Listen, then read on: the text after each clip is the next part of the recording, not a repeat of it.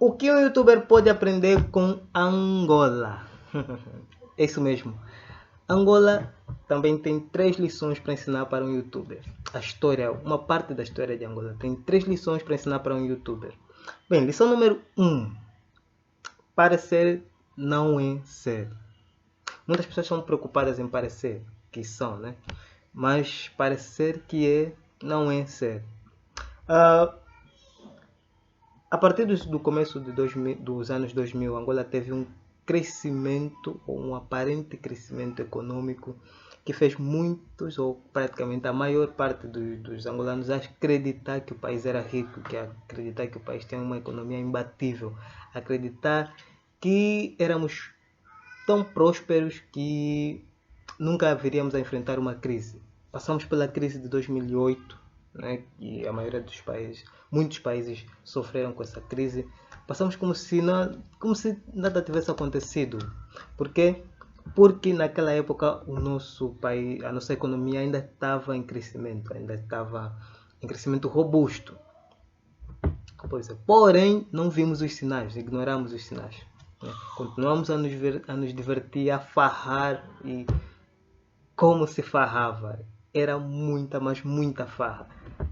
O angolano tinha fama de sair por aí fazendo compras na Europa com muito dinheiro e não pedia troco. Não se preocupava em pedir troco. Às vezes ele chegava no estabelecimento, as pessoas davam, ao notar que esse cliente era um angolano, já dava um preço gigantesco, e o fulano, ou o indivíduo, nem reclamava, porque achava que era rico, achava que o país era muito, mas muito rico, que não precisávamos nos preocupar em ter inteligência financeira. Mas depois, a partir de 2008, a partir de 2012, já começávamos a ver os sinais, as coisas já começavam a dar para torto, já estava a começar a enfraquecer. O preço do barril de petróleo começou a minguar, começou a baixar. 2013, mais ou menos, 2014, por exemplo, meu pai me dava só me dava dinheiro em dólar, sempre que tinha que me dar dinheiro, né, me dar algum dinheiro, tipo uma mesada, uma espécie de mesada, mas não era mesada porque aquilo acontecia de vez em quando e não acontecia sempre, né? Num ano, por exemplo, podia acontecer umas 3, 4 vezes, então não considero aquilo mesada. Mas eu recebia sempre em dólares, eu recebia esse meu dinheiro em dólar, e eu ia lá nas senhoras que faziam troca de dólar por kwanza, que ou seja, vendiam dólar, e caso você tenha dólar, você ia lá, com dólares já trocavam, te davam kwanza. E me interessava, era só isso mesmo, era pegar esse dinheiro e transformar em kwanza. Bom, 2014 foi a última vez que eu recebi dólar da mão do meu velho, do meu pai. 2015 as coisas começaram a ficar sérias. 2016 muito sérias ainda. Já começávamos a entrar. A crise começou praticamente em 2014. Acho que a crise começou em 2014. 2015 a continuação da crise. 2016 recessão. E foi assim até 18, 19, 20. Passamos muito, mas muito mal mesmo. Porque nós acreditávamos que éramos ricos, vivíamos como ricos. Lembro que o nosso governo fez uma dívida para a China, fez uma dívida à China de uns, sei lá quantos milhões, que 35 bilhões ou qualquer coisa assim parecida.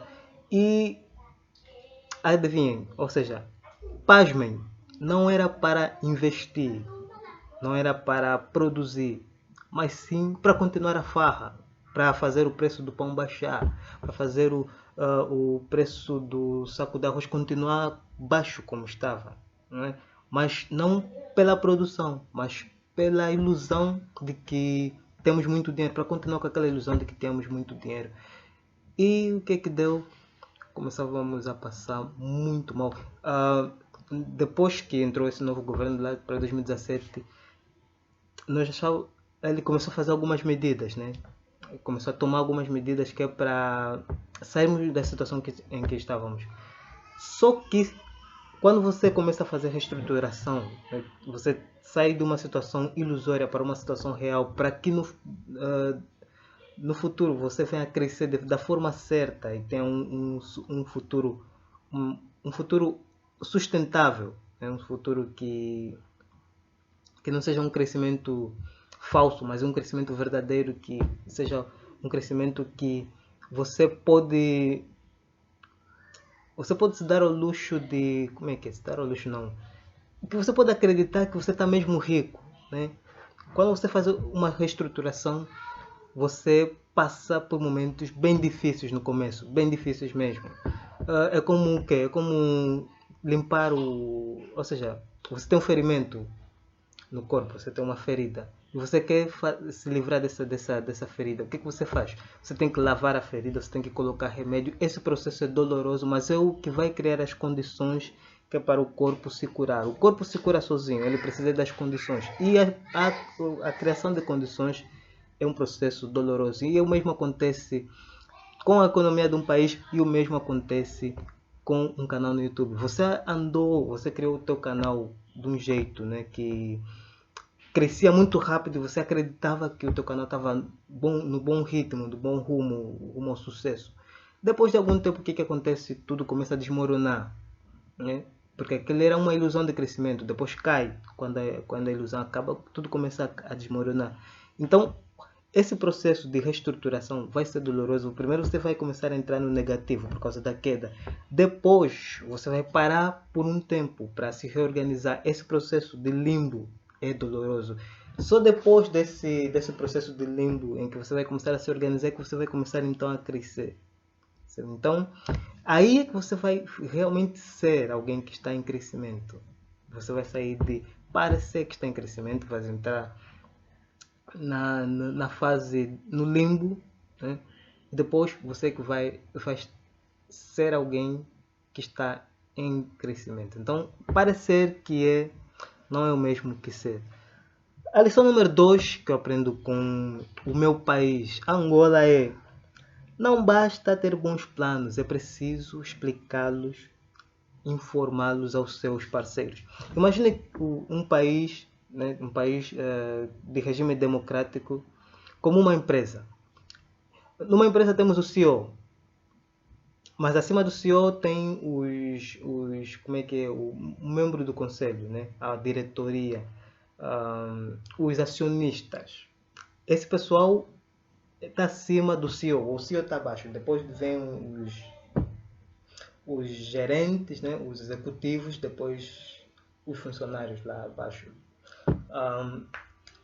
Numa empresa, esse é o cenário de uma empresa. Então, agora temos aqui ao lado o cenário de um país. Acima do presidente, né? Não parece que está acima, mas está acima. O soberano, o verdadeiro soberano é o povo, não o presidente. É o povo que está acima do presidente. Da baixo está o presidente, CEO, né?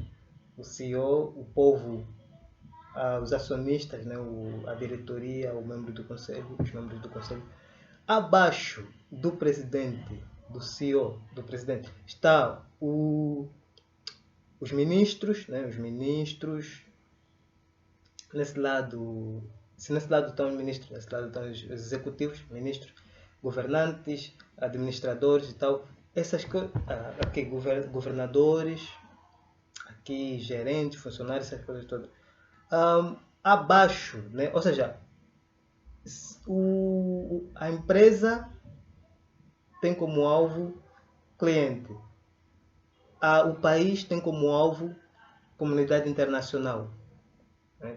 Empresários de fora vão investir no país se esse país tiver a mostrar mostrar para essa comunidade internacional que tem condições para que essas pessoas venham lá colocar o seu dinheiro. Do mesmo jeito que uma empresa precisa mostrar para o cliente que ela é confiável o suficiente para que esse cliente venha e dê para ela o seu dinheiro em troca do produto que ela oferece. Nesse caso, no caso da comunidade internacional, no caso do país, a comunidade internacional, né, os empresários internacionais e tal, vão vir investir nesse país, em troca eles vão ter o seu dinheiro rendido não, gerando, como é que é? Eles investem e conseguem, como é que é agora, tá me esquecer, eles investem e o seu dinheiro é, eles investem e o seu dinheiro sai desse país, mas acrescido de dividendos, né? Ele investe no país, o país usa esse dinheiro para criar infraestrutura, para se desenvolver e acaba colhendo frutos, né? Como recompensa, esse investidor internacional. Agora, indo para a lição, né? Não basta ter bons planos, é preciso informar. O nosso governo atual, eles têm bons planos para, ou pelo menos me parece, planos interessantes que eles têm para a reestruturação econômica desse país. O problema é que isso vai custar muito caro a curto prazo, porque nós temos um conjunto de hábitos e costumes, né, que fomos ganhando ao longo desse período todo, até aqui, de muito esbanjamento, de vida boa. Vamos ter que fazer sacrifícios, né, no curto prazo, que é para depois começar a colher esses resultados, né, tendo uma economia realmente estável, sendo que, se bem que a estabilidade não existe, eu também penso assim, mas uma economia que seja melhor do que aquela de ilusão de crescimento, né? Então, são um conjunto de políticas que estão a tomar agora que são muito interessantes, são muito boas, até algumas delas são muito boas, mas o povo não entende isso. O povo, eles entende que você está a governar bem se ele tiver uma boa vida. Então, para eles confiar em você, para acreditar que você está fazendo um bom trabalho, né? No caso do nosso governo, para que o povo possa acreditar que ele está fazendo um bom trabalho, ele precisa ver aquilo se refletir na sua condição de vida. Se você se isso não tivesse a se refletir na sua condição de vida agora, então você tem que mostrar para ele, né, que não os resultados, a tua condição de vida, né? Falando para o povo, o governo falando para o povo, a tua condição de vida vai melhorar daqui a 2, 3, 4 anos. Não vai demorar um pouco, mas vai ser uma melhora que vai te trazer a estabilidade não só para ti, mas para os teus filhos também. Então, ao estar informado disso, né, o povo vai ficar um pouco mais tranquilo, vai confiar no político, vai confiar nesse governo que está a governar, né? Porque se você está a fazer essas políticas pensando no longo prazo, então vale a pena te dar mais um voto de confiança para que você continue a fazer e então no longo prazo veremos os resultados. Mas se eu não sei o que você está a fazer, você não me explicou nada, bem, é muito mais seguro colocar outra pessoa no teu lugar para que eu não tenha a sensação de que só estou a perder tempo investindo em você. Está a perceber? Então, esse é o lado do governo, né? Do lado do governo. Então, no nosso caso, no caso do youtuber, é o youtuber que tem, como é que é, tem alguém investindo nele. Imagina, você começou um canal e você precisa de dinheiro para comprar um computador, para pagar a internet, eletricidade, essas coisas todas, para sustentar o teu canal, né? Você não tem. Então você conseguiu alguém que investisse em você. Bem, essa pessoa vai continuar a investir em você, né? Caso você não esteja a dar resultados no curto prazo, porque no começo você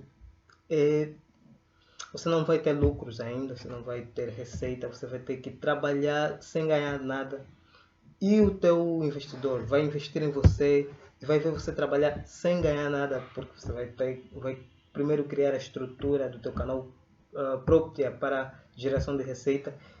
Você sabe o que você está fazendo no futuro, ou seja, o que você está fazendo no presente, o que advirá disso, o que vai vir como consequência disso no futuro. Mas o teu investidor não, ele não sabe, não consegue, não lê mente. Ele precisa saber quais são os teus planos, como é que você pensa em pegar isso, em transformar isso em dinheiro, Ou seja, quando você for lá abordar, você vai explicar tudo isso. Mas ao continuar a fazer o seu trabalho, né, mês após mês, você vai ter que lhe explicar sempre, vai ter que estar sempre a informá-lo do que você está a fazer.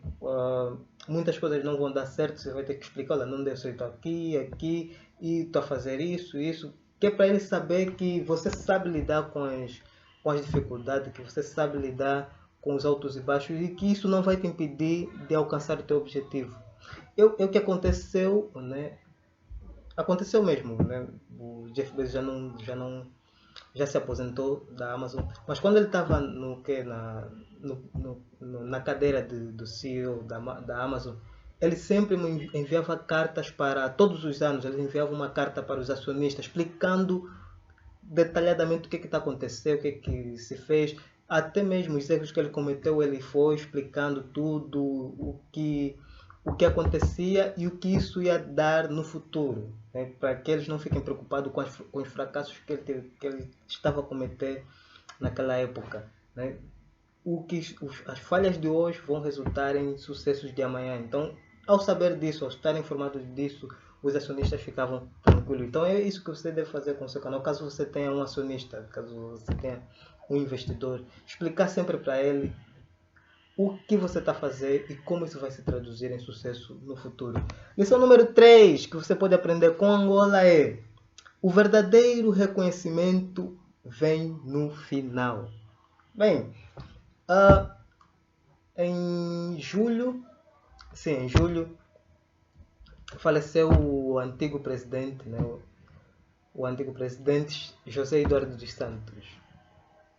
E olha, durante em vida, esse senhor foi muito odiado por muita gente. Muita gente criticava, muita gente chamava ele de ditador, muita gente o ofendia, falava mal, criticava brutamente. Tinha música, tinha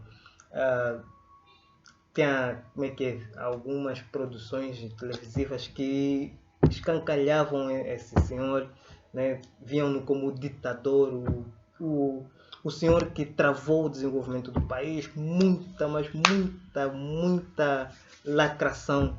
Bom, ele faleceu e eu acreditava, né? Eu pensava que muita gente ia falar mal dele, que ia falar, oh, já morreu tarde, que ia ficar feliz com a morte dele, mas não foi isso que eu constatei. O que eu constatei? Você ainda pode ver aqui mesmo no YouTube, se você quiser procurar pelas reações da morte de José Eduardo dos Santos. Você vai ver que muita gente, povo mesmo, né, essa lacração, essas críticas todas foram feitas pelo povo. E hoje, depois da sua morte, esses elogios, essas lamentações mesmo sérias, que você dá para ver que a pessoa realmente está sentida pela morte do presidente, né? Que o considerava uma pessoa boa e tal. Esse mesmo povo que antes criticava é o que agora, né, o que depois acabou reconhecendo que ele, afinal, era um bom presidente. Ou seja, pelo menos para essas pessoas era um bom presidente. Mas esse reconhecimento só chegou depois da sua morte. Ou seja, essa lição nos diz que não importa quanto você se esforça, você pode se esforçar muito, muito. Algumas pessoas, né, adotantes iniciais, vão te vão vão estar com você, independentemente dos erros que você cometa, vão sempre te elogiar, né? Vão vão te fazer uma crítica daqui, outra dali, mas vão sempre te elogiar pelas tuas boas obras. E outras vão te criticar, te falar mal, até você já não poder fazer mais nada. Ou seja, quando você já não estiver mais no cargo, ou quando você já estiver morto, aí sim é que elas vão finalmente reconhecer o que você fazia de positivo. Então, é isso aí. Você, ao fazer o teu canal, não se preocupe em agradar todo mundo. Faz aquilo que você acredita que deve ser feito. O reconhecimento, o verdadeiro reconhecimento vai chegar no fim. Quando você já tiver terminado, concluído ou saído do seu canal, ou quando você não puder mais fazer mais nada, quando você já tiver concluído o teu trabalho, aí sim é que virá o veredito final, porque aí é que você já não pode mais fazer correções. O trabalho está ali e todo mundo apenas pode avaliar. Bem, São as 3 lições que um youtuber pode aprender com Angola, né? Lição número 1. Parecer não é o mesmo que ser, né? Não basta parecer que é bom, é preciso ser bom. Lição número 2. Não basta ter bons planos, é preciso informá-lo aos seus parceiros. Você tem sócio, então explique sempre para eles o que você anda fazendo e como isso vai se traduzir em sucesso no futuro. Lição número 3. O verdadeiro reconhecimento vem no final. Você trabalha, as pessoas te criticam. No final, quando elas, depois de muito tempo estudando, consumindo o teu conteúdo, consumindo o teu trabalho, elas finalmente começam a entender a tua proposta, o que você queria dizer, e então vem o verdadeiro reconhecimento. Espero que vocês tenham gostado do vídeo de hoje, pessoal. Nos vemos no próximo. Tchau, tchau.